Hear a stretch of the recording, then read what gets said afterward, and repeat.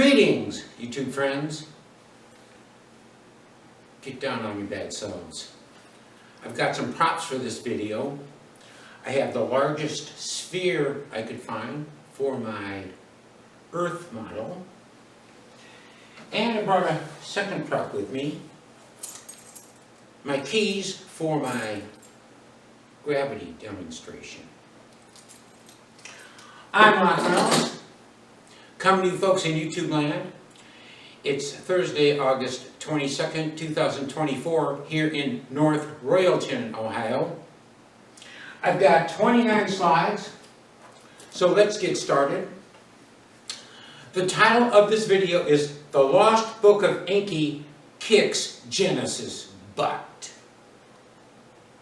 In this video, I will provide instructions on how to download a free PDF copy of Lost Book of Enki from archive. This video can be considered a book report about the Lost Book of Enki. In the latter part of this video, I will explain the reasons that I believe that Lost Book of Enki equals the deluge, which was triggered by a massive tidal wave with the 40 days and nights of rain occurring after the tidal wave, equals Younger Dryas event, equals death of Mars, equals Enuma Elish. First section, here's an outline of what's going to happen. The first section, 10 slides, some very quick. I will start with download instructions for Lost Book of Enki. Then I will compare Lost Book of Enki to Genesis, focusing on the Genesis chapter 5 lineage, matching Lost Book of Enki character for character. Viewers who have not read Lost Book of Enki will be as surprised as I was about the alleged biological fathers of the Seth to Noah lineage, which the Bible does not contradict. Slide 2 of 29. I will finish the first section with some bombshell allegations about the Watchers. According to the Lost Book of Enki, the 200 Watchers, called Agigi in the Lost Book of Enki, did not descend upon Mount Hermon, but landed, quote, upon the great platform in the Cedar Mountains, end of quote, to attend Marduk's marriage to Enoch's daughter. The Bible does not contradict this story that exists in the Lost Book of Enki. But the books of Enoch provide a little different spin. Second section, 8 slides, the deluge. I will explain the reasons that Earth's deluge started with a massive tidal wave, with the 40 days and nights of rain occurring after the tidal wave.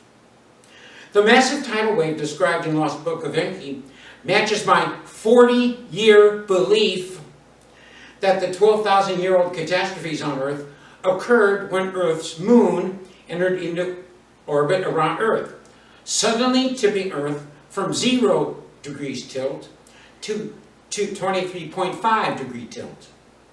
The entry of our moon, captured from planet Ti-Amat, and Ti-Amat is not an asteroid belt, into orbit around Earth 12,000 years ago, is described in the Enuma Elish and in the Lost Book of Enki. Slide 3 of 29. Third section, just 2 slides. What is Nibiru? I will show pictures from YouTube videos and explain my beliefs that what is called Nibiru in Lost Book of Enki is not a planet, but is some type of vessel, currently described in YouTube videos as 3 suns, sundogs, or ice crystal reflections. Fourth and last section, 5 slides, miscellaneous and conclusions. For those who think that my first 3 sections are wild, you're going to love this 4th section. I describe my unification belief. I don't call it a theory. Scientists describe their unification theories based on quantum physics, Large Hadron Collider data, relativity, and string theory. I describe my unification belief by looking up in the sky. A much more boring method of calculating how the Creator's universe works. Slide 4 of 29. Okay, here's how to download Lost Book of Enki. So, 10 slides on Lost Book of Enki. In this section of the video, I will discuss Genesis, the Lost Book of Enki, Books of Enoch, and the Sumerian Enuma Elish, which are all related to the deluge. In preparing for a video, I knew that there were verses in the Lost Book of Enki that I wanted to include, but I hadn't previously paid that close attention to the entire book. The publishing of a video underwent significant delays when I paid more attention to the Lost Book of Enki. I highly recommend downloading and reading the Lost Book of Enki. I got distracted. There's the link in the slideshow, and there will also be a link in the text box. From the link, scroll down one page to see the download selections and choose PDF. So those are the two pictures at the bottom. The left-hand picture is the picture that you get when you enter that link, and then scroll down a little bit. You have to scroll down, and then you can see I have a pointer to the select PDF. Then once you click that, you get the page on the right. I point to the PDF page number. I'm going to be citing page numbers throughout this video. So that's where you put in the page number if you want to reference what I'm saying. Slide 5 of 29. The instructions from the previous page download a PDF copy of the Lost Book of Enki into one's browser. Your browser should have a save option. You can save a hard copy of the PDF Lost Book of Enki into your default download folder. That's what I do. I was fascinated with the Lost Book of Enki. This is all within the last 8 days, folks. I had some quotes I was going to use, but none of them are in this video. Lost Book of Enki is better than Genesis and better than the books of Enoch. Rock, you trust Zechariah Sitchin more than the Bible? Yep. Anyone who has ever read what I have written knows that I am extremely distrustful of Moses' scribes who wrote Genesis. The extreme weasel wording in Genesis screams of deception. The stories in Lost Book of Enki make much more sense than the stories in Genesis. The Bible does not say that Adam was the first man or that Eve was the first female. I hear this allegation all the time, but it ain't in the Bible. The Lost Book of Enki story about Adam and Eve is a much more believable story. Adam and Eve are both offspring of Enki by two different female earthling young ones. Adam and Eve are not formed of the dust of the ground, and the Bible does not claim that they are. But the Bible desires that you assume that they are. Slide 6 of 29. In Lost Book of Enki, Adam and Eve are named Adapa and Titi, respectively. Okay, now here's how this is going to work. I'm going to put in the PDF page number. I'm just going to cite the page number and then read real quick.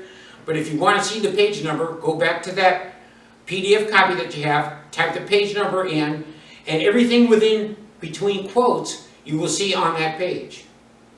Okay, on the glossary, Lost Book of Enki glossary, page 286. Quote, Adapa, son of Enki by an earthling female, first civilized man, the biblical Adam. Titi, page 293. Quote, Titi, spouse of the first civilized man, Adapa, and mother of Cain and Abel. End of quote. Page 152, quote, how by a secret of Enki, Adapa and Titi in the Eden were brought forth. End of quote. Page 152, quote, Enki in the marshlands looked about. On the rivers he sailed and observed. With him was only Isamud, his vizier, whose secrets kept. So Isamud is Enki's fixer. He keeps secrets for Enki. Page 153, quote, on the river's bank, bathing and frolicking, earthlings he noticed. Two females among them were wild with beauty, firm were their breasts. Their sight the phallus of Enki caused to water, a burning desire he had. Page 153. A young one to him Enki called, a tree fruit she to him offered. Into her womb he poured his semen, in a mating he knew her. Those 3 dots in that line, that means that I skipped over a couple verses. But everything is word for word. Bottom of the page, page 153. The second young one to him Enki called, berries from the field she him offered. Into her womb he poured his semen, in a mating he knew her. Slide 7 of 29. Page 154. The first young one squatted and birth gave. By her a male child was born. The second young one squatted and birth gave. By her a female child was born. So I put in Adapa and Titi in parentheses there, just to give you a heads up. That's not part of the line, but that's a heads up as to what's coming up next. Page 154, quote, word of the births Adamu to Enki quickly sought. By the births Enki was ecstatic. Whoever such a thing has ever known. Civilized man I have brought into being. To his vizier Adamu, Enki instructions gave. A secret must my deed remain. Page 154, quote, let the newborns by their mothers be suckled. Thereafter into my household them bring. Among the bulrushes in reed baskets have I found them, thus to all you will say. So they weren't found in the reed basket and bulrushes. That's the line they're coming up with. Next line, page 154. By their mothers were the newborns suckled and nurtured. To Enki's household in Eridu, thereafter Adamu them brought. Among the bulrushes in reed baskets have I them found. So Adamu did say to all. Did Adamu to all say. So he's keeping with the line. Page 154 at the bottom. Ninki to the foundlings a liking took. Has her own children she raised them. Adapa, the foundling, the boy she called. Titi, one with life, the girl she named. Unlike all other earthling children, the twosome were slower to grow up than earthlings. They were much quicker in understanding they were. Ninki, the spouse of Enki to Titi, took a liking. All manner of crafts she was teaching to her. She was her teaching. To Adapa, Enki himself teaching gave. How to keep records, he was him instructing. So Adam and Eve, they're fathered by Enki, and Enki takes them into his house. And they're teaching Adam and Eve all the secret knowledge. Enki and Ninki, his wife. Slide 8 of 29. The Seth to Noah generation statements in Genesis chapter 5 line up with the lost book of Enki as follows. So here's how I'm going to do this. The yellows are in those are the equal names. And then below that you see GEN, that's the Genesis reference, and LBE, that's the Book of Enki reference. I'm not going to read all those references. You can go back and check them out. But Adam and Eve equal in the Lost Book of Enki, Adapa and Titi. Genesis Seth equals Lost Book of Enki, Seti. Then below that, Seth begat Enos. Then the next line, Enos equals Lost Book of Enki, Enshi. Then Enos begat Canaan. Canaan equals Lost Book of Enki, Cunan. Canaan begat Mahalaleel. Slide 9 of 29. Mahalaleel equals Lost Book of Enki, Malalu. Mahalaleel begat Jared. Next line, Jared equals Lost Book of Enki, Irid. Jared begat Enoch.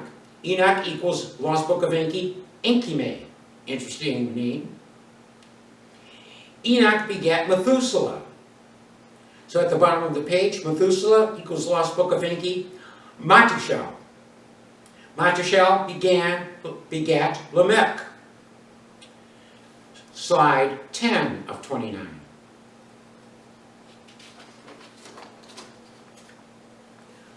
Lamech equals Lost Book of Enki, Lumuk. Now, in Genesis 5, 28, 29, Lamech begat a son, and he called his name Noah. Okay, what about Lost Book of Enki? Now we need to do some talking. In Genesis, Noah equals Lost Book of Enki, Zesudra. Okay. As we last left the Seth to Noah lineage, in Genesis, Lamech begat Noah. The LBE story, the Lost Book of Enki story, is slightly more scandal-ridden. Those familiar with the Book of Noah, not mentioned in Genesis, may be familiar with the story about how concerned Lamech was that his son Noah didn't look anything like Lamech. Here is the Lost Book of Enki version about how Zesudra's, that's Noah's, how Zesudra's birth came down and who the real father of Zesudra was. Here's a hint. It's NOT Anunnaki who gets charmed by females, whose name is 4 letters and starts with an E. So here's the story in Lost Book of Enki. Page 185 at the bottom. Lumuk's spouse, Batanesh, quote, "Of a beauty outstanding she was, by her beauty was Enki charmed."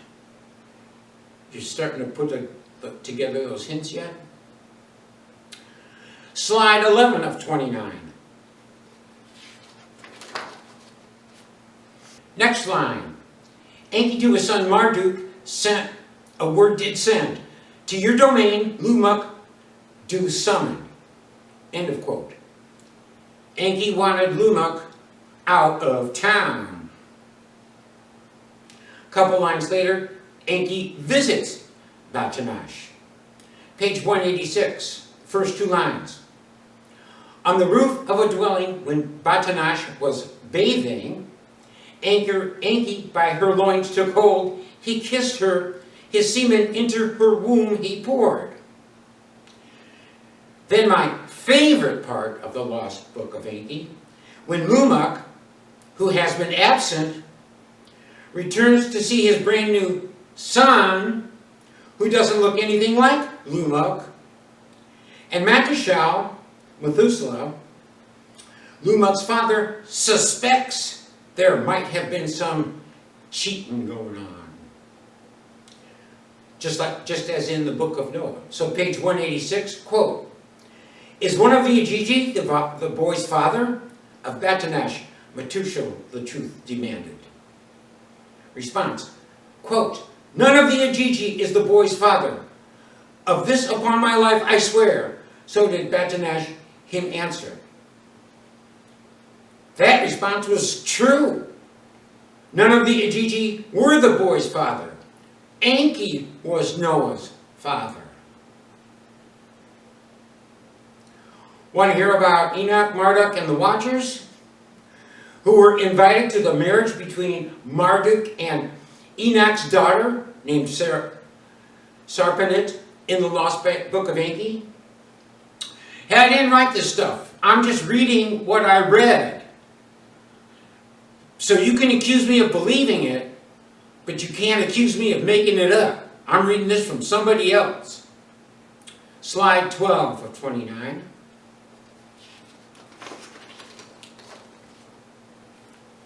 In the Bible, Enoch walked with God, Genesis 5:22. In Lost Book of Enki, God, Marduk, was Enoch's son-in-law. I ain't kidding. And God invited the Watchers to his wedding. I ain't kidding. In the books of Enoch, the evil was caused by the sexual exploits of the Watchers, after the Watchers, led by Samyaza, had descended on Mount Hermon.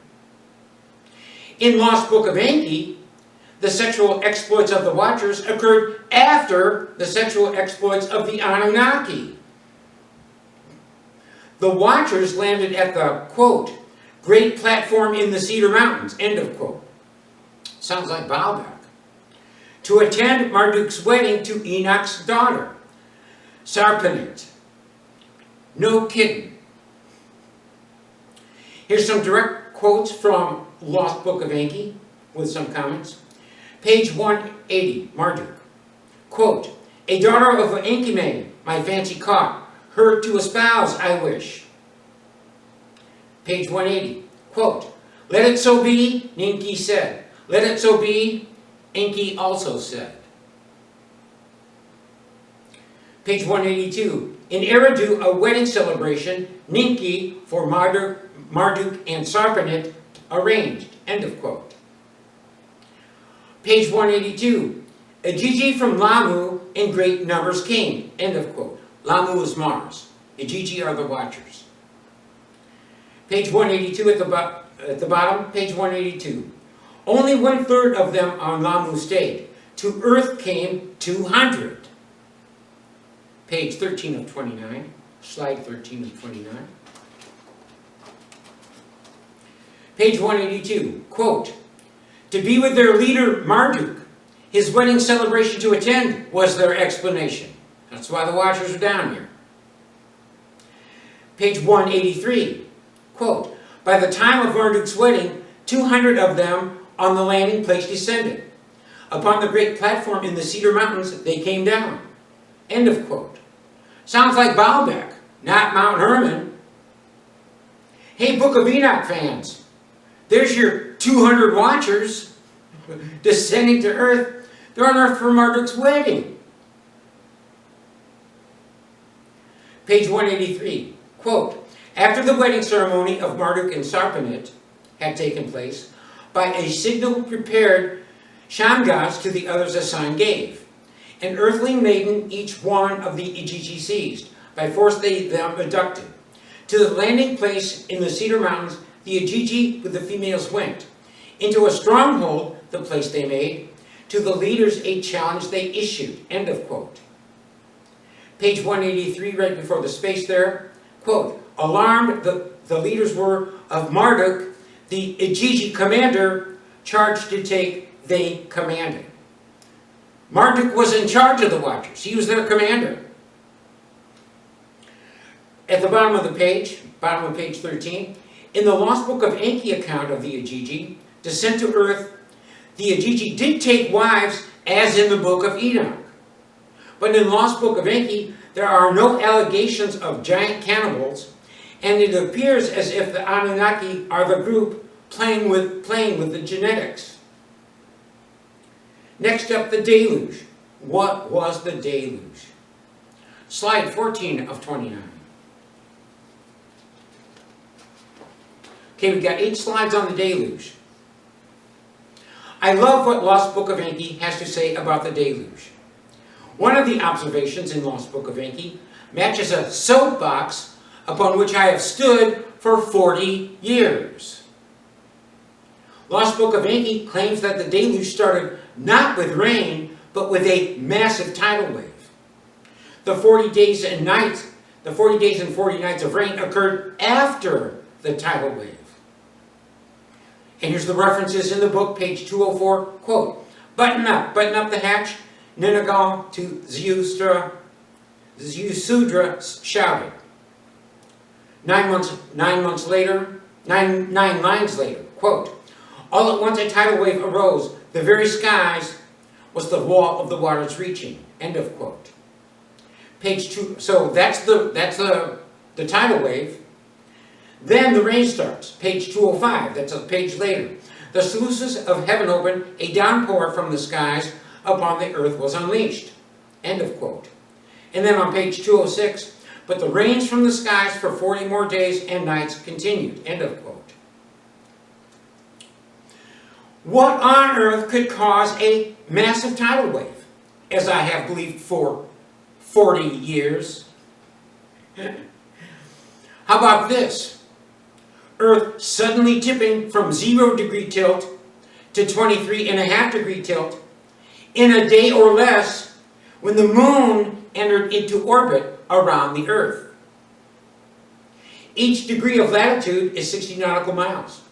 In a 23.5 degree sudden tilt, parts of the Earth may have suddenly tilted 60 nautical miles per degree times 23.5 degrees equals 1,410 nautical miles. If the entry of the moon into orbit around Earth tilted Earth within 24 hours, parts of the ocean could have been accelerated. 1,410 nautical miles divided by 24 hours equals 117.5 knots. For miles per hour, just add 10% to that, so about 129 miles per hour. Double that speed if the tilt was completed in 12 hours. So here's what I'm saying. Come on out here. Here's the equator of the Earth, my middle finger to my thumb. That'll be the Earth's equator. And what I'm saying is the Earth had no tilt. The moon came into orbit around the Earth, and the Earth tilted 23 degrees to accommodate the moon. And it was probably done within 24 hours, maybe even 12 hours. That means all the oceans, if that's true, that means all the oceans sped up 117 knots from zero. Stand by. Not done with you yet. Slide 15 of 29. It is my belief that the deluge equals Younger Dryas equals Enuma Elish equals death of Mars equals lost Book of Enki. All of the above events occurred about 12,000 years ago when mammoths were frozen to death before they could digest their food. It all fits. What evidence is there that Earth's 23.5 degree tilt off of its vertical axis was caused by the moon's entry into orbit around the Earth? Back around 1985, 40 years ago, in my early part career as an Air Force Reserve C-130 navigator, I just thought that the evidence was as obvious as can be by just looking at the orbit models. In other words, you ain't going to hear it from any scientist or member of the fanatical religious group called astrophysics. Here's the evidence, if you want to call it that. I call it proof.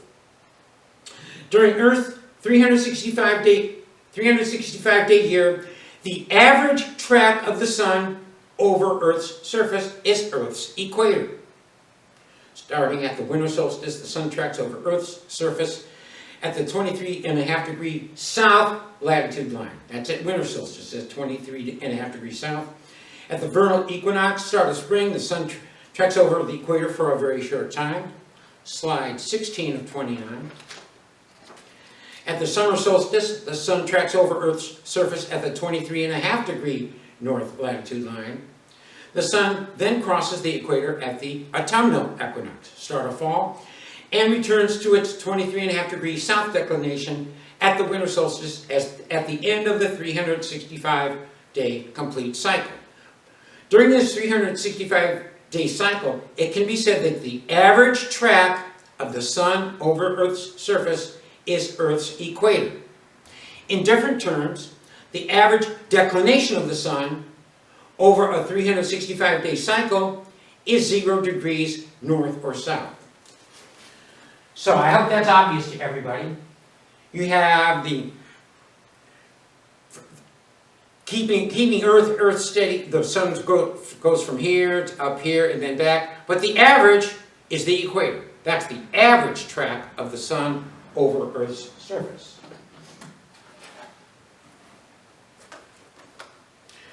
The moon has a different, more frequent declination cycle than the sun. But the average track of the moon over Earth's surface is also the equator. The moon is harder to track than the sun. Each moon cycle is 29.5 days compared to the sun's 365-day cycle. The moon arrives at your location at a significantly different time than the previous day, and during new moon, you can't even see the moon. It's hard to track. Unlike the sun's constant return to a 23.5 degree offset from Earth's equator, the maximum minimum declinations of the moon change slightly each year, but always with balanced maximums and minimums. Now, picture in your mind the Earth with its 23.5 degree axis tilt.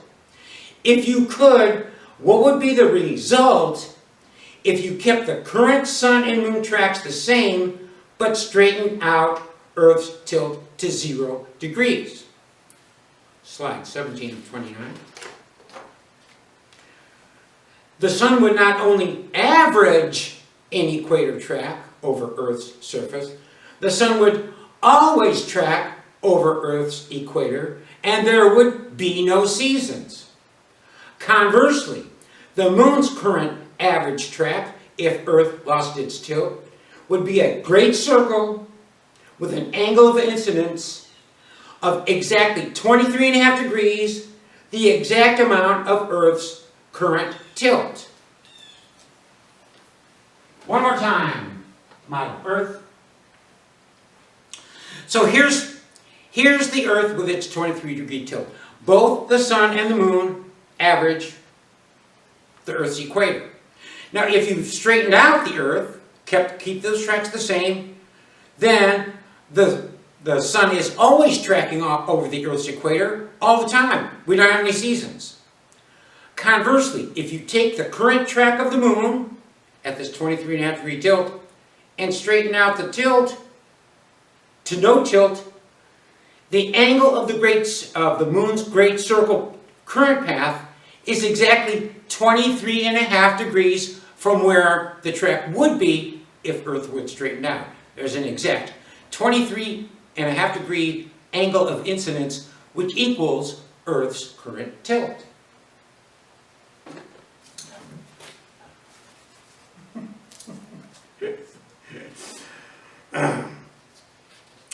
How obvious can you get that the moon caused the Earth's 23.5 degree tilt? I challenge all viewers, if I have any viewers, to cite any scientist who argued that the moon caused the Earth's tilt prior to today. Other moon comments. I have heard researcher Graham Hancock mention a time in which Earth had no 23.5 degree tilt, but I did not hear Graham attribute the tilt to the moon's entry into orbit around Earth. Maybe he did, but he sure didn't say it when I was listening to him. There are several ancient stories about Earth's time before the moon. In both Enuma Elish and in the Lost Book of Enki, Earth's moon was retrieved from planet Ti-Amat, where Tiamat's moon was called Kingu.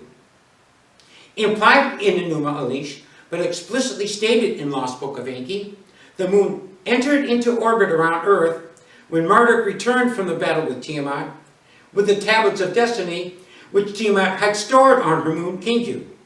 Thus, Kingu became Earth's moon after the battle. Slide 18 of 29. Here's a couple quotes from the Lost Book of Enki, page 46. He wrested from Kingu the tablets of destinies, unrightly to him given. And page 48, couple pages later, quote, let Kingu be a creature of the night, to shine at night. I shall appoint him. Earth's companion, the moon will forever be. So what it's saying there, he took the moon from planet Ti-Amat and brought it back to Earth. Of particular note is the power of the moon compared to the sun, especially when considering that the tablets of destiny had been stored on the moon. When the moon entered into orbit around Earth, the moon did not adapt to the sun's ecliptic.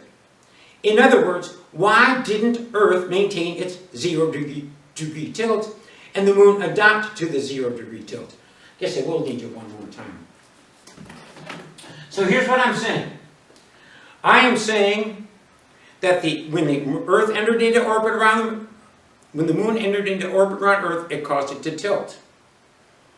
Why didn't the moon, instead of tilting the Earth, why didn't the moon just enter into orbit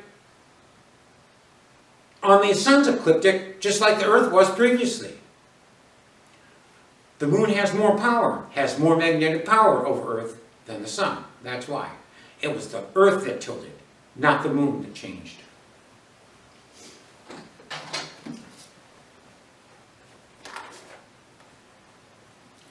Instead, okay, I'm at the middle of slide 18, instead the moon tilted the Earth, and the moon maintains the tilt power to this day. The moon has a more powerful magnetic force upon Earth than the sun. If it didn't, the Earth would have maintained its 0-degree tilt. According to Sumerian legends, civilization is not possible without the Tablets of Destiny, which had been stored on the moon. In the Lost Book of Enki, the Tablets of Destiny are arranged to establish some sort of earth-to-heaven connection. After the connection is established, subsets of the Tablets of Destiny, called MEs, are distributed to king emperors to enable civilization. I don't remember the site, but there was a source claiming that 94 MEs were required for civilization. Slide 19 of 29. Bigger picture. It is my current belief, subject to change if additional evidence surfaces, that the enormous catastrophes experienced 12,000 years ago, 9654 BCE I hear, occurred not only on Earth, but also on Mars and destroying the planet Ti-Amat during an interplanetary war. I first heard of the interplanetary war theory, which I believe, from a highly respected, outstanding researcher, Dr. Joseph Farrell, over 10 years ago. I ain't saying that Dr. Farrell believes everything I write, or anything that I write, but I am saying that I was heavily influenced by his books and videos, and I recommend Dr. Farrell's books and videos to anyone interested in these topics. Ti-Amat was an evil planet, a cloning planet, with an all-water surface. A cloning planet with an all-water surface. If I hadn't heard that before. The four winds described in Enuma Elish, used by Marduk, who was dressed like a Jewish high priest with an ephod, to destroy Ti-Amat, may have been beams from the Great Pyramids on Earth and Mars. Whatever energy was directed at Ti-Amat imparted a resonating frequency into the belly of Ti-Amat, building up until Ti-Amat exploded from within, becoming the asteroid belt, which is called the hammered bracelet in the ancient Sumerian stories. Bottom of the page. With planet Mars being closer to Ti-Amat, Mars took the brunt of the exploding debris, rendering a death knell to Mars.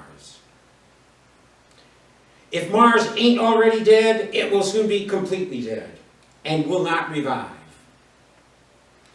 Bad news for Elon. Man has no clue about the size of a planetary spirit.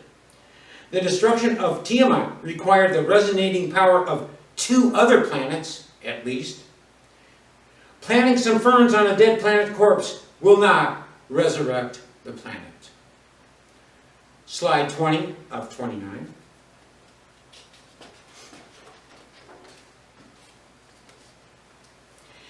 In the Lost Book of Enki, Lamu, which is Mars, lost its atmosphere soon after Earth's deluge. Marduk's buds, the Ajiji, had to abandon and could not return to Lamu. So I'm saying that Mars died at the same time as the Younger Dryas event.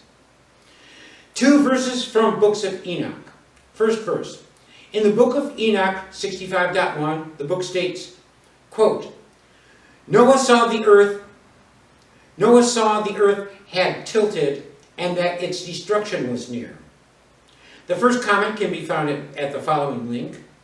I'll put it in the text box too. The very first line. I like that the first verse identifies a tilt as a sign of distress. This line corroborates my belief that the Earth's tilt had been newly acquired at this time, with my belief that the tilt was caused by the Earth's entry into orbit around the Earth. Second verse, in the Book of Enoch, chapter 7, verse 6 states, quote, "Then the earth laid accusation against the lawless ones." The second verse can be found at the following link.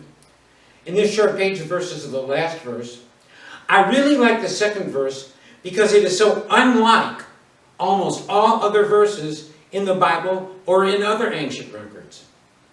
In other books, it is God who implicitly commands the flood. Genesis 6:13, "And God said unto Noah, The end of all flesh is come before me, for the earth is filled with violence through them, and behold, I will destroy them with the earth." Slide 21 of 29.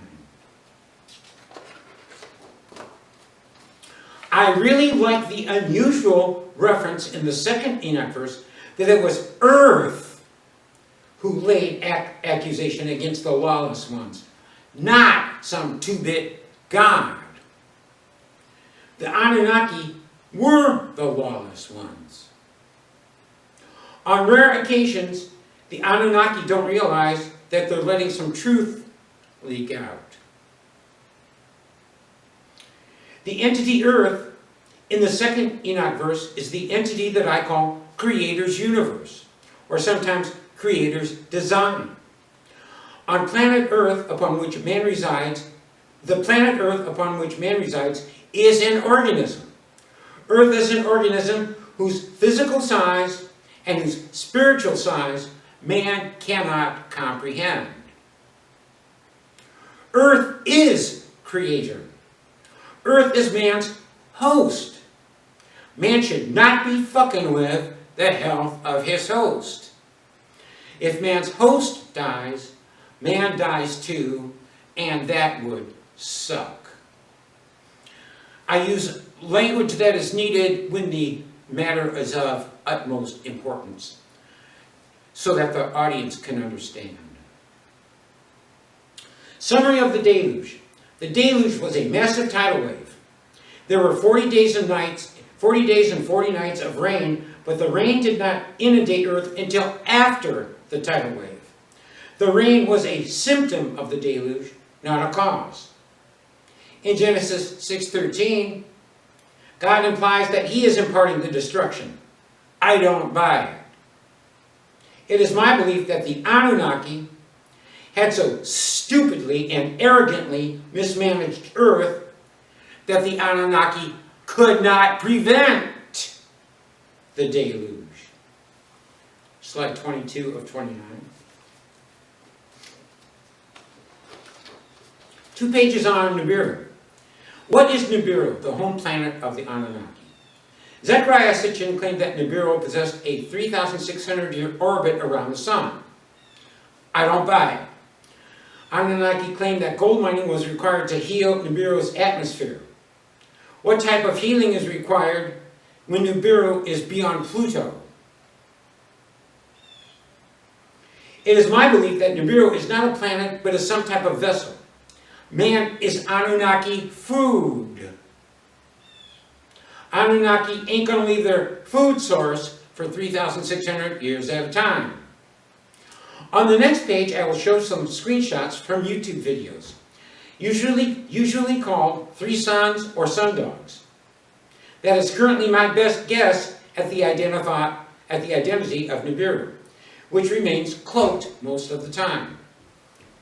Slide 23 of 29.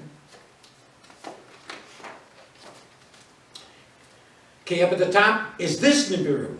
YouTube videos call these Three Suns, Ice Crystal Illusions, and Sundogs.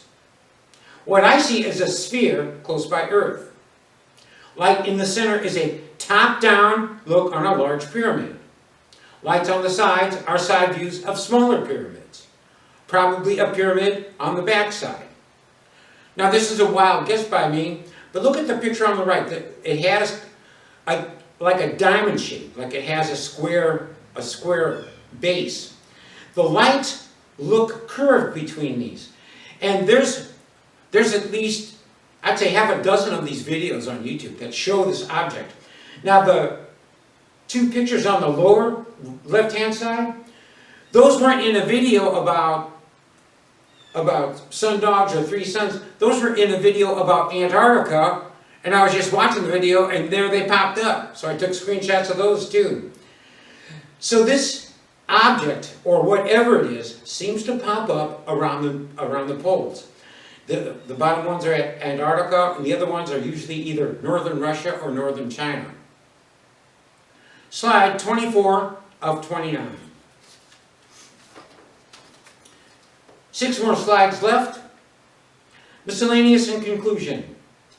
What about civilization and technology? Good question. I acknowledge that the sudden start of civilization occurred when the bloodthirsty, psychopathic Anunnaki brought their civilization.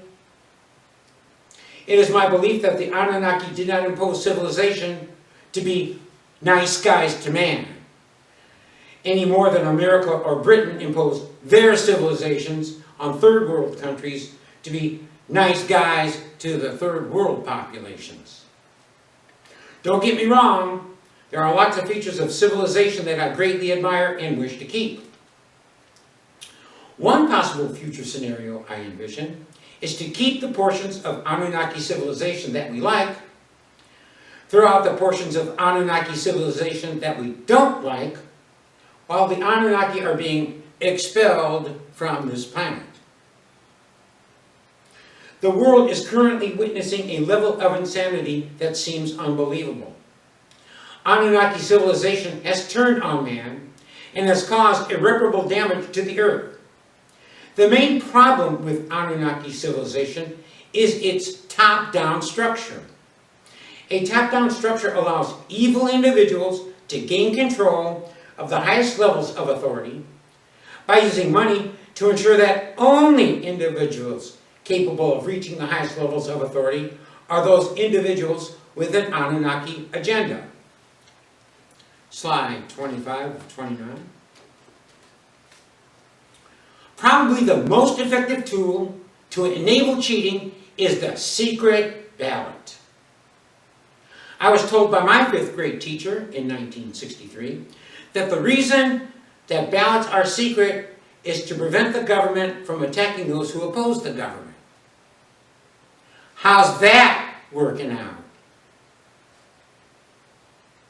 I am a believer that if you want to have a say in the laws, you should have the courage to identify yourself.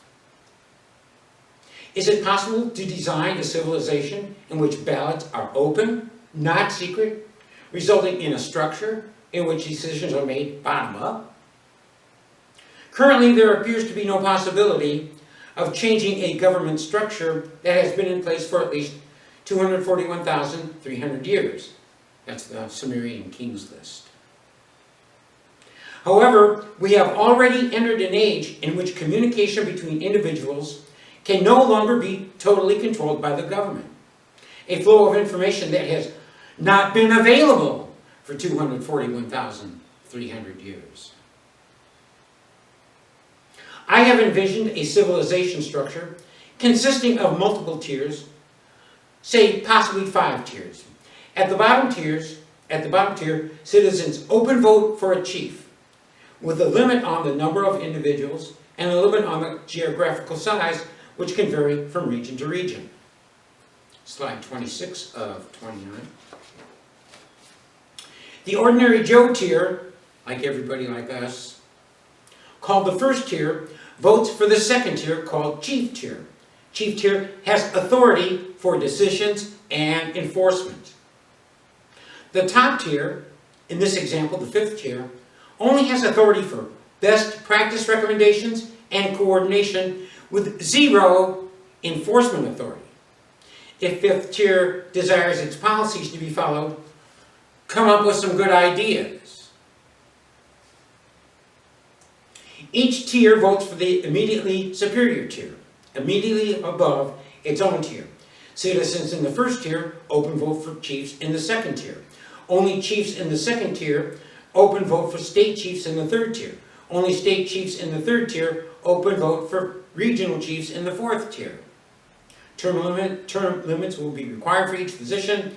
Replace the word government with the words public service, the amount of pay for every public service employee would be publicly posted. A primary job of all public service employees would be to find jobs for everybody else. And I mean valuable jobs, not bureaucratic jobs. The above comments are just out of the blue brainstorming thoughts that I have had. If any viewers have improved concepts, leave them in the comments. Back to the subjects discussed in this video, at least for a couple of sentences. Slide 27 of 29, 3 more slides to go. The lost Book of Enki implies that the deluge was triggered by Nibiru's close passage to Earth. I don't buy it. As I've already explained, it is my belief that the moon's entry into orbit around Earth is what triggered the deluge. But a larger cause of the deluge was an interplanetary war between planet Ti-Amat and an Earth-Mars alliance.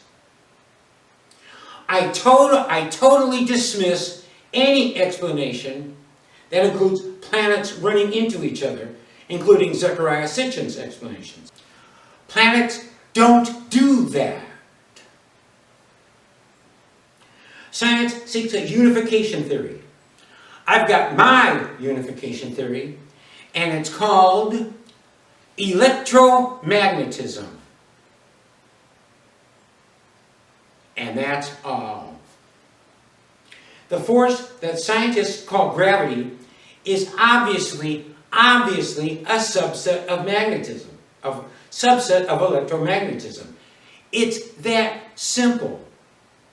We are all little magnets contained within an enormous magnetic field called Earth's atmosphere or Earth's magnetic field. Where there is electricity, there is always magnetism. Where there is magnetism, there is always electricity. Slide 28 of 29, 2 more slides to go. You're up, keys.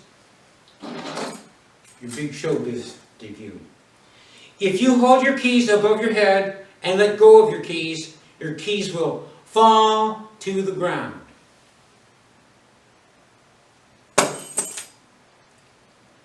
Are you with me so far? But if you take your keys 100 miles above Earth's surface and let go, your keys will float away. Where is gravity 100 miles above Earth? Yet there are scientists who apply the gravity model to the entire universe to prove the Big Bang theory. Folks, Isaac Newton's gravity model is a fantastic model here on the surface of the Earth where we spend our entire lives. The gravity model has 0 mathematical explanations for orbits. Conversely, electromagnetism does have a mathematical explanation for orbits. The gravity model only accounts for attraction. Unlike gravity, electromagnetism has 2 opposing forces, attraction and repulsion. When 2 celestial objects are distant from each other, the 2 celestial objects attract. When 2 celestial objects are close to each other, they repel. Want proof? Look up in the sky. We are all little magnets contained within one huge magnetic field. That's what gravity is. I should get a Nobel Prize for my work, but I ain't holding my breath. Last slide, slide 29 of 29.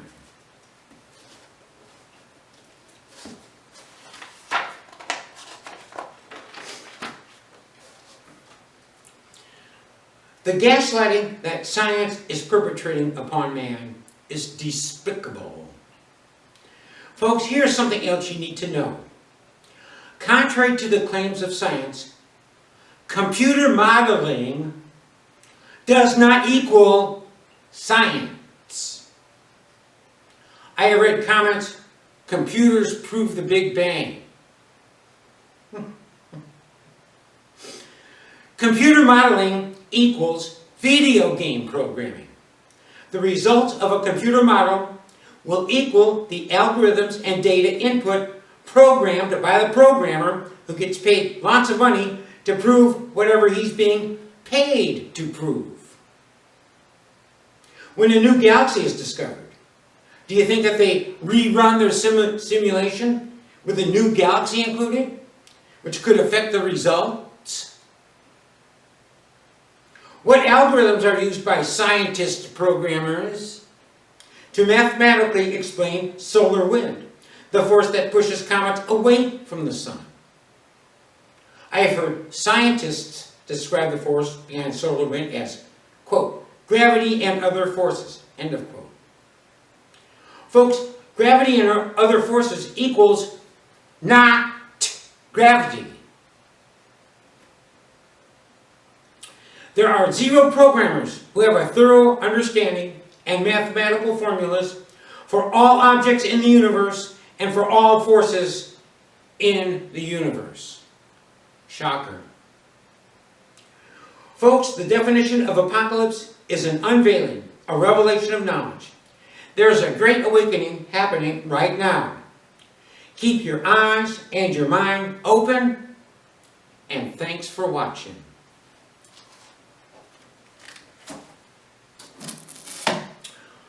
I'm Rock Reynolds.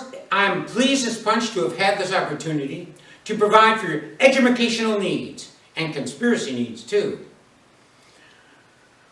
I'm Rock Reynolds. Rap with you later.